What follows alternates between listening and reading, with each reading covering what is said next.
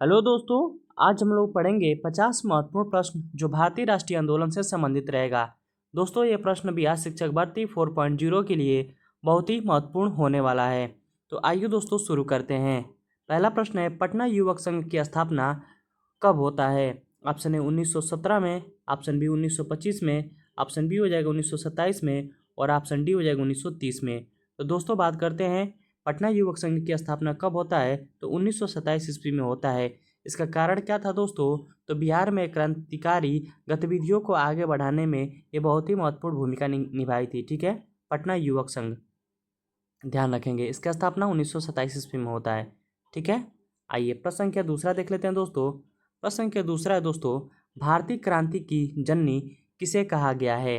Option A Shrimati Annie Besant ji को, option B हो जाएगा स्नेहलता वाडेकर को, ऑप्शन सी हो जाएगा सरोजिनी नायडू को, ऑप्शन डी हो जाएगा मैडम भीकाजी रुस्तम कामा को।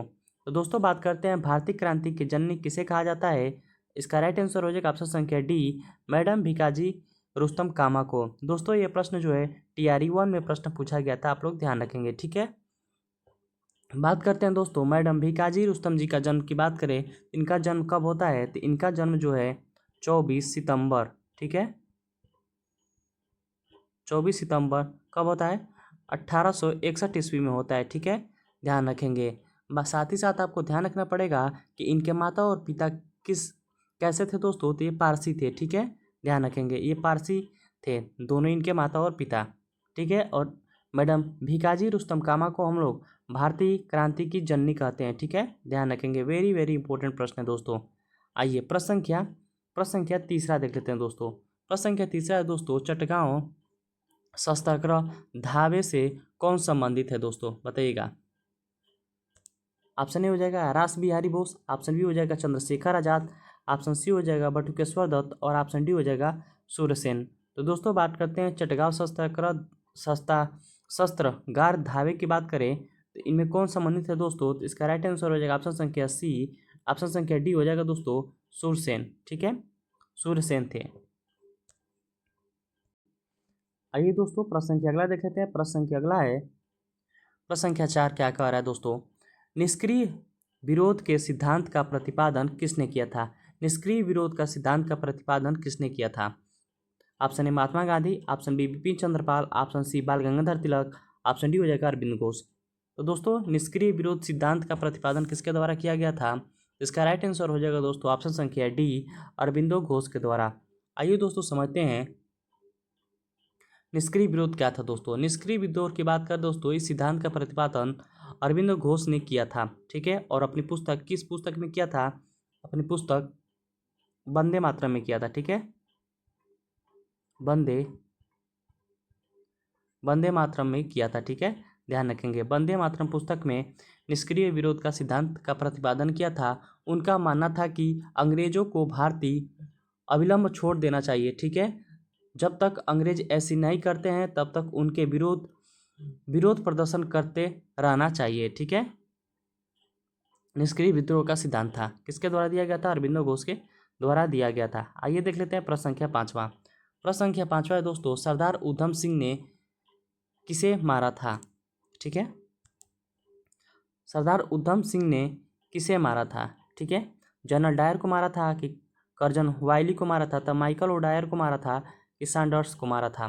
दोस्तों बात करते हैं सरदार उधम सिंह किसको मारे थे, तो इसका राइट आंसर हो जाएगा ऑप्शन संख्या सी, माइकल ओ डायर को मारे थे। ठीक है, सरदार उधम सिंह ने माइकल ओ डायर को मारा था। ठीक है, उधम सिंह कौन थे दोस्तों? तो जालियांवाला बाग हत्याकांड के अप्रत्यक्ष रूप में जिम्मेदार थे। ठीक है, lieutenant governor Michael O'Dwyer की कब जो है हत्या की थी? तो लंदन में मार्च 1940 ईस्वी में। कब हत्या की थी इसका? 1940 ईस्वी में हत्या किए थे। कहाँ किए थे दोस्तों? तो लंदन में जाके इनकी हत्या किए थे, ध्यान रखेंगे।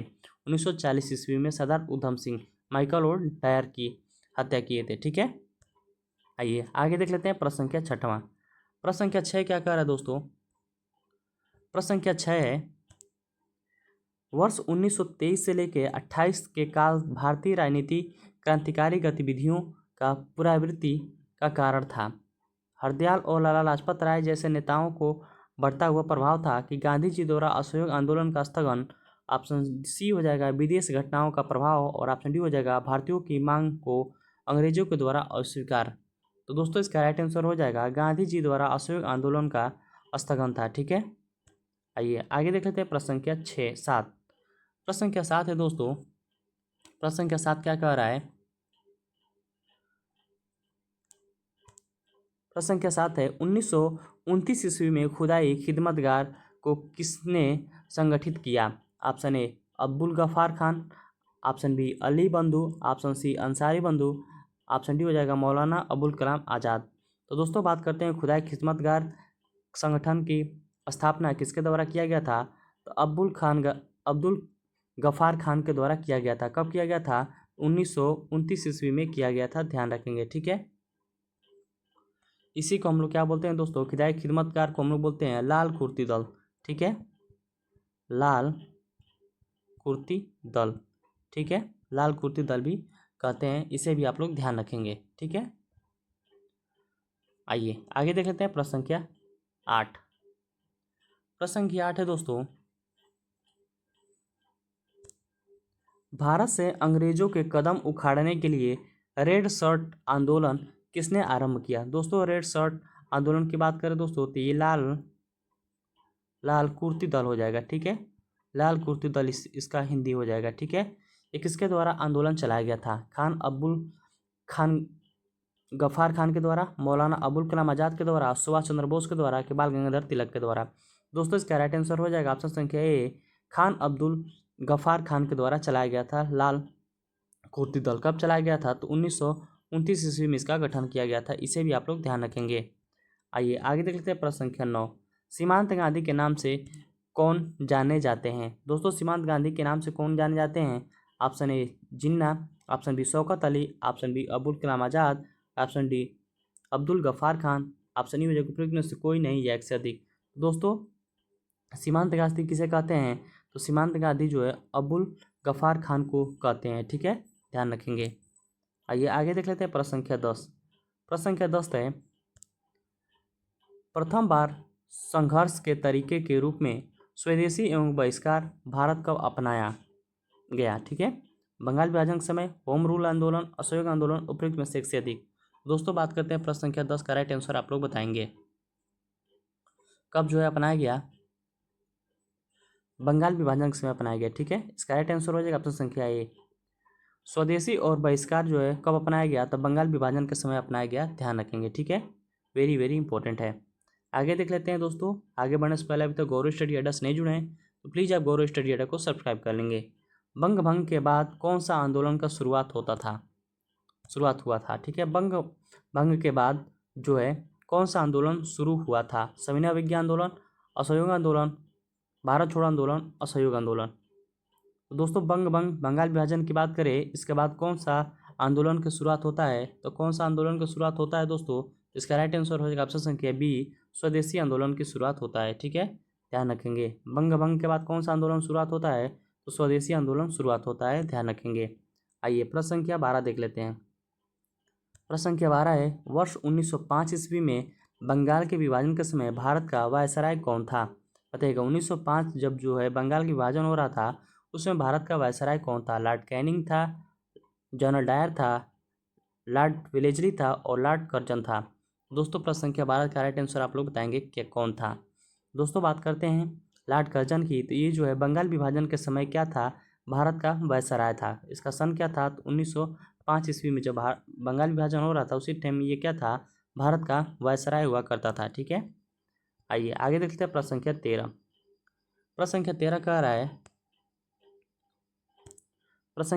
है दोस्तों इनमें से किस काल में स्वदेशी आंदोलन का भारत में उत्थान हुआ? कब उत्थान हुआ दोस्तों? ज्वालियांवाला बाग त्रयोदशी के विरोध में, बंगाल विभाजन के विरोध के आंदोलन, गांधी जी का चंपारण सत्याग्रह, के ऑप्शन डी हो जाएगा रॉलेट एक्ट की विरोधी आंदोलन के समय।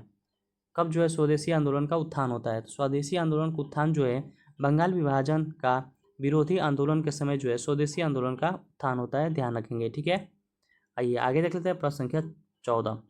प्रश्न संख्या 14 है दोस्तों गांधी जी ने भारतीय राजनीति में प्रवेश किया। कब प्रवेश किया दोस्तों? चंपारण आंदोलन में, खेड़ा आंदोलन में, असहयोग आंदोलन में और रॉलेट आंदोलन में। ठीक है, बताइएगा कब जो है गांधी जी ने भारतीय राजनीति में इन्होंने क्या किया, प्रवेश किया, किस आंदोलन में प्रवेश किया दोस्तों, ठीक है, कब इन्होंने प्रवेश किया, बताइएगा। चंपारण आंदोलन में, बताइएगा चंपारण में कि खेड़ा में कि असहयोग आंदोलन में कि रॉयल एक्ट में। दोस्तों बात करते हैं चंपारण आंदोलन में 1917 ईस्वी में चंपारण आंदोलन में गांधी जी ने भारतीय राजनीति में प्रवेश किया, ठीक है, ध्यान रखेंगे। आइए आगे देख लेते हैं प्रश्न संख्या 15। गांधी जी ने सर्वप्रथम किस आंदोलन में भाग लिया था, खेड़ा, चंपारण, बारदोली और बड़ौदा। तो दोस्तों बात करते हैं सर्वप्रथम कौन सा किसान आंदोलन था, तो चंपारण आंदोलन था दोस्तों। इसी में 1917 ईस्वी में इन्होंने क्या किया था, आंदोलन किया था, ठीक है, ध्यान रखेंगे।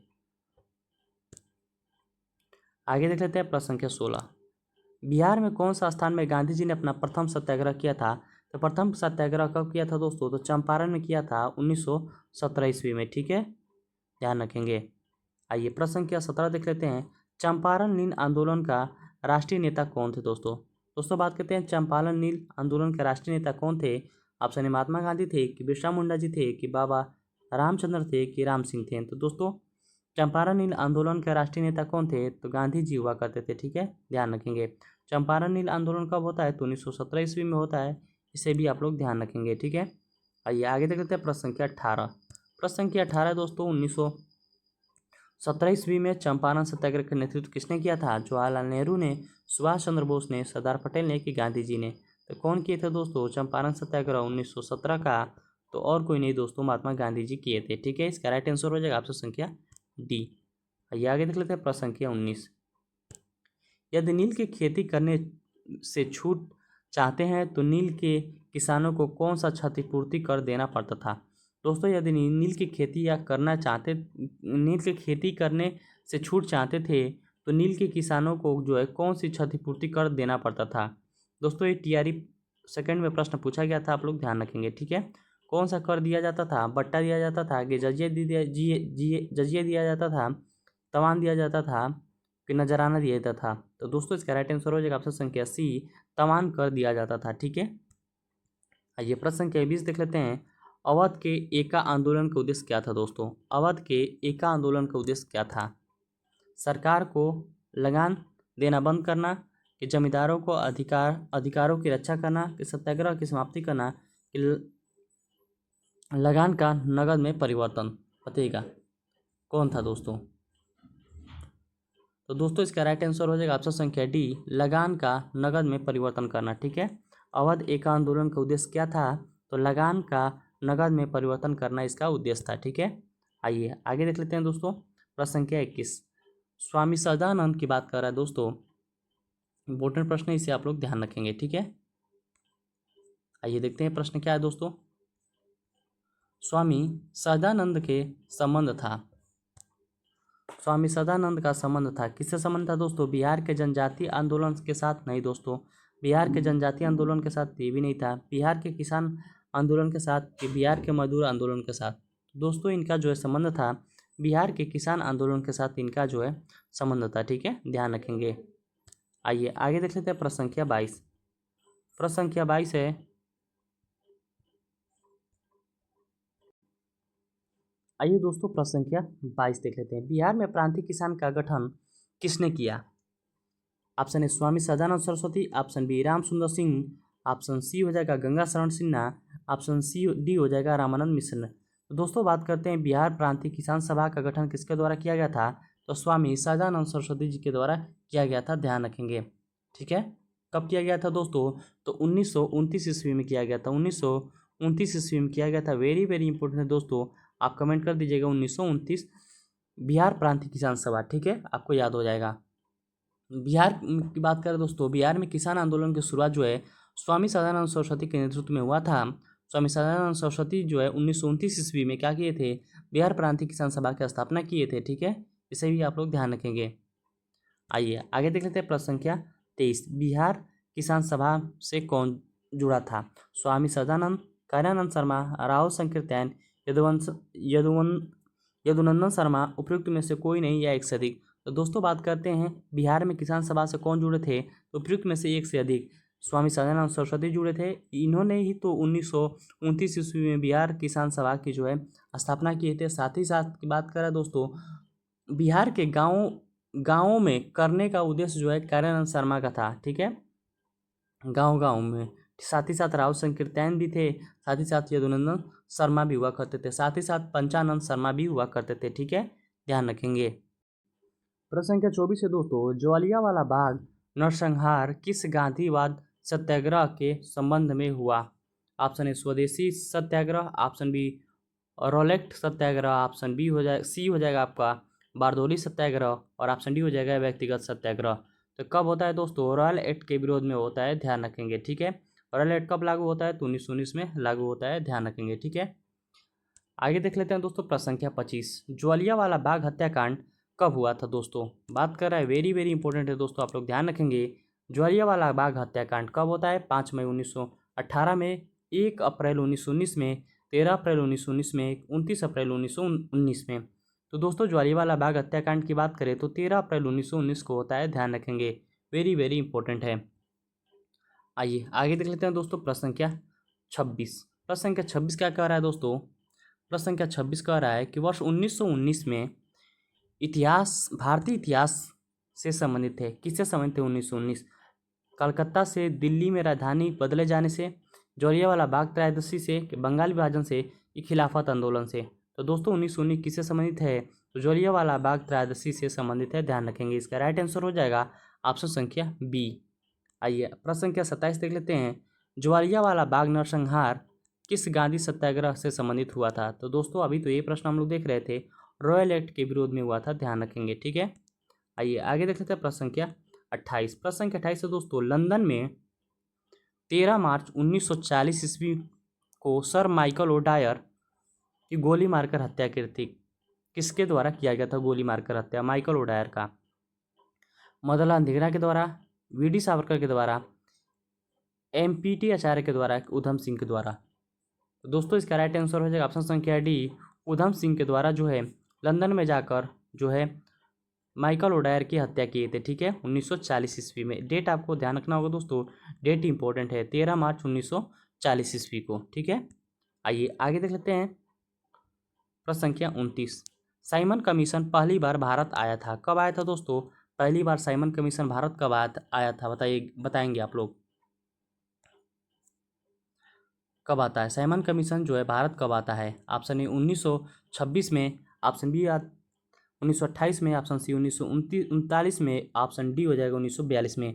तो साइमन कमीशन पहली बार भारत कब आता है? तो 1928 ईस्वी में आता है, ध्यान रखेंगे। ठीक है, वेरी वेरी इंपॉर्टेंट है दोस्तों। बात करते हैं साइमन कमीशन की, इसकी जो है गठन कब होता है? तो 1927 ईस्वी में होता है, और जो है भारत 1928 ईस्वी में आता है। इसमें जो है कितने जो है कुल सदस्य थे? तो कुल 7 सदस्य थे, जिसमें जो है क्या थे दोस्तों? सातों के सातों क्या थे? ये जो है क्या थे बताएंगे आप लोग। साइमन कमीशन कुल 7 सदस्य थे। ठीक है, और सभी के सभी क्या थे? अंग्रेज हुआ करते थे। ठीक है, अंग्रेज हुआ करते थे, ध्यान रखेंगे। ठीक है, आइए प्रश्न संख्या 30 है दोस्तों, साइमन कमीशन का गठन की घोषणा कब की गई थी? 8 नवंबर 1929 को, 8 दिसंबर 1927 को, 8 नवंबर 1928 को, उपयुक्त में से एक से अधिक या उपयुक्त में से कोई नहीं। तो दोस्तों बात कर रहा है साइमन कमीशन के गठन की बात कर रहा है दोस्तों। इसका गठन कब होता है? इसका गठन की बात करें दोस्तों, साइमन कमीशन का गठन कब होता है बताएंगे, कब होता है? तो नवंबर 1927 ईस्वी में होता है, ध्यान रखेंगे। ठीक है, नवंबर 1927। तो इसमें राइट आंसर नहीं है दोस्तों, लेकिन आप लोग ध्यान रखेंगे तो इसका राइट आंसर हो जाएगा उपयुक्त में से कोई नहीं। ठीक है, इसका गठन कब होता है? तो कब होता है? नवंबर 1927 में, नवंबर 1927 ईस्वी में होता है, ध्यान रखेंगे। ठीक है, नवंबर 1927 ईस्वी में होता है, ध्यान रखेंगे। ठीक है, आइए आगे देखते हैं प्रश्न संख्या 31। भारतीय राष्ट्रीय कांग्रेस के किस अधिवेशन में पूर्ण स्वराज का सिद्धांत गृहीत हुआ था? ठीक है, कब गृहीत हुआ था बताएंगे, कब हुआ था? ऑप्शन ए कानपुर अधिवेशन में जो 1925 में होता है, लाहौर अधिवेशन जो 1929 में होता है, ये कराची अधिवेशन जो 1931 में होता है, कि ऑप्शन डी हो जाएगा उपयुक्त में से कोई नहीं या एक से अधिक। तो भारतीय राष्ट्रीय कांग्रेस के किस अधिवेशन में पूर्ण स्वराज का सिद्धांत गृहीत हुआ था? कब होता है दोस्तों? इसका राइट आंसर हो जाएगा ऑप्शन संख्या बी, लाहौर अधिवेशन 1929 में। ठीक है, ध्यान रखेंगे, वेरी वेरी इंपॉर्टेंट है। आइए प्रश्न संख्या 32 देख लेते हैं। भारतीय राष्ट्रीय कांग्रेस के किस सत्र में पूर्ण स्वाधीनता का प्रस्ताव पारित किया गया था? बताइएगा, भारतीय राष्ट्रीय कांग्रेस के किस सत्र में पूर्ण स्वाधीनता का प्रस्ताव पारित किया गया था? ऑप्शन ई हो जाएगा आपका 1920 का नागपुर अधिवेशन, ऑप्शन बी हो जाएगा 1924 का बेलगाम अधिवेशन, ऑप्शन सी हो जाएगा 1929 का लाहौर अधिवेशन, ऑप्शन डी हो जाएगा 1931 का कराची अधिवेशन। तो दोस्तों इसका राइट आंसर हो जाएगा ऑप्शन संख्या सी, 1929 का लाहौर अधिवेशन। ठीक है, आइए आगे देख लेते हैं प्रश्न संख्या 32। प्रश्न संख्या 32 तो वही है दोस्तों। प्रश्न संख्या 33 देख लेते हैं। 1929 ईस्वी में लाहौर में आयोजित भारतीय राष्ट्रीय कांग्रेस के अधिवेशन के अध्यक्ष कौन कर रहे थे? ठीक है, 1929 के जो है लाहौर अधिवेशन की अध्यक्षता किसके द्वारा किया जा रहा था? ऑप्शन ए वल्लभ भाई पटेल जी के द्वारा, ऑप्शन बी मोतीलाल नेहरू जी के द्वारा, ऑप्शन सी हो जाएगा जवाहरलाल नेहरू जी के द्वारा, कि ऑप्शन डी हो जाएगा राजेंद्र प्रसाद जी के द्वारा। तो दोस्तों इसका राइट आंसर हो जाएगा ऑप्शन संख्या सी, जवाहरलाल नेहरू जी के द्वारा जो है लाहौर अधिवेशन जो है 1929 में होता है और इसकी अध्यक्षता जवाहरलाल नेहरू जी कर रहे थे। ठीक है, ध्यान रखेंगे। आइए प्रश्न संख्या 34 देख लेते हैं। प्रश्न संख्या 34 है दोस्तों, दांडी की बात कर रहा है। दांडी यात्रा की गई थी। दांडी यात्रा कब की गई थी दोस्तों? ऑप्शन ए 1932 में, ऑप्शन बी हो जाएगा 1931 में, ऑप्शन सी हो जाएगा 1929 में, ऑप्शन डी हो जाएगा 1930 में। तो दांडी यात्रा की बात करें दोस्तों, इसका राइट आंसर हो जाएगा ऑप्शन संख्या डी, 1930 ईस्वी में शुरुआत की गई थी। ठीक है, ध्यान रखेंगे। आइए आगे देख लेते हैं प्रश्न संख्या 35। प्रश्न संख्या 35 कर रहा है दोस्तों, दांडी यात्रा कितने दिनों चली थी? ठीक है, दांडी यात्रा कितनों दिन चली थी? 10 दिन चली थी, 20 दिन चली थी, 24 दिन की 30 दिन? तो दोस्तों दांडी यात्रा की बात करें तो ये कितने दिन चला था? ये जो है 24 दिन चला था, ध्यान रखेंगे। ठीक है, वेरी वेरी इंपॉर्टेंट रहेगा। ठीक है, ध्यान रखेंगे। आइए आगे देख लेते हैं दोस्तों प्रश्न संख्या 36। प्रश्न संख्या 37 देख लेते हैं दोस्तों। 1930 में महात्मा गांधी ने सविनय अवज्ञा आंदोलन कहाँ प्रारंभ किया था? वर्धा में, दांडी में, सेवाग्राम में कि साबरमती में? बताइएगा इसका राइट आंसर क्या हो जाएगा। कह रहा है सविनय अवज्ञा आंदोलन के दौरान महात्मा गांधी के नेतृत्व में जो है कब जो है दांडी यात्रा शुरू की गई थी? बताइएगा कहाँ से शुरू की गई थी? इसका राइट आंसर हो जाएगा ऑप्शन संख्या बी, दांडी से शुरू की गई थी। ठीक है, सविनय अवज्ञा आंदोलन, ध्यान रखेंगे। आइए आगे देखते हैं प्रश्न संख्या 38। सविनय अवज्ञा आंदोलन के दौरान महात्मा गांधी ने नेतृत्व में प्रसिद्ध दांडी मार्च यात्रा की लगभग कितनी दूरी तय की थी? ठीक है, दांडी मार्च यात्रा कितने दिन तक चला था दोस्तों? 24 दिनों तक चला था। और जो है कुल सदस्य कितने थे? 79 प्लस 1 महात्मा गांधी हुआ करते थे, तो कुल जो है 80 व्यक्ति हुआ करते थे। ठीक है, साथ ही साथ आपको ध्यान रखना होगा कि 241 मील जो है पैदल दूरी तय की थी। ठीक है, ये भी आप लोगों को ध्यान रखना होगा, वेरी वेरी इंपॉर्टेंट है दोस्तों। ठीक है, आइए आगे देख लेते हैं प्रश्न संख्या 39। प्रश्न संख्या 39 है दोस्तों, नमक सत्याग्रह के दौरान बिहार के लोगों ने नमक बनाने के साथ साथ किस कर के विरोध के द्वारा सरकार का विरोध किया? चौकीदारी कर, डेवलपमेंट कर, हाथी कर या मलबा कर? तो दोस्तों इसका राइट आंसर हो जाएगा चौकीदारी कर का विरोध कर रहे थे। ठीक है, सत्याग्रह, नमक सत्याग्रह के दौरान। ठीक है, आइए प्रश्न संख्या 40 देख लेते हैं। पूना समझौता पर हस्ताक्षर कब होता है?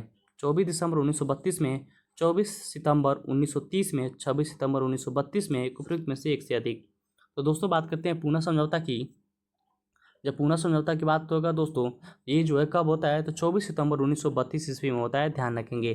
किनके बीच में होता है? तो महात्मा गांधी और जो है भीमराव अम्बेडकर के बीच में होता है, ध्यान रखेंगे, वेरी वेरी इंपॉर्टेंट है।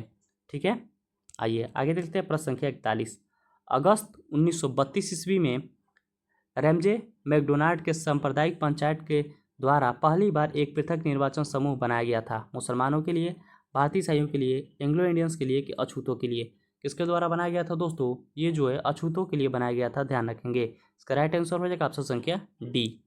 आइए दोस्तों अगला देख लेते हैं प्रश्न संख्या 42। प्रश्न संख्या 42 है दोस्तों, सांप्रदायिक अवार्ड एवं पूना पैक्ट क्रमशः दलित वर्ग के लिए कितने सीट दी गई थी? क्रमशः 74 और 79, क्रमशः 71 और 147, क्रमशः 78 व 80, क्रमशः 78 व 69। तो दोस्तों इसका राइट आंसर क्या हो जाएगा बताएंगे? इसका राइट आंसर बताएंगे क्या हो जाएगा। ठीक है दोस्तों, इसका जो है राइट आंसर आप हमें कमेंट बॉक्स में जरूर बताएंगे। ठीक है, वेरी वेरी इंपॉर्टेंट प्रश्न है। आइए देख लेते हैं प्रश्न संख्या 43। जयप्रकाश नारायण किस नाम से पहचाने जाते थे? लोकनायक, लोकमान्य, लोकहितवादी, लोकनेता। क्या माने जाते थे दोस्तों जो है जयप्रकाश नारायण किस नाम से पहचाने जाते थे बताएंगे आप लोग।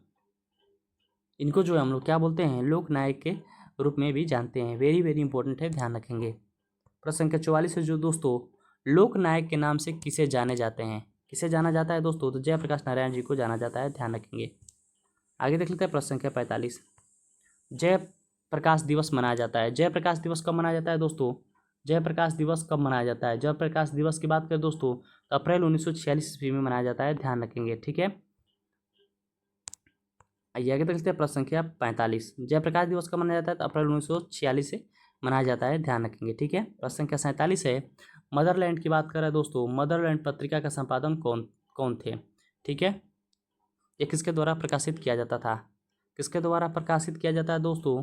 इसका राइट आंसर हो जाएगा ऑप्शन संख्या सी, मजरूल हक के द्वारा जो है मदरलैंड पत्रिका का प्रकाशन किया जाता था। ठीक है, प्रश्न संख्या 47 है।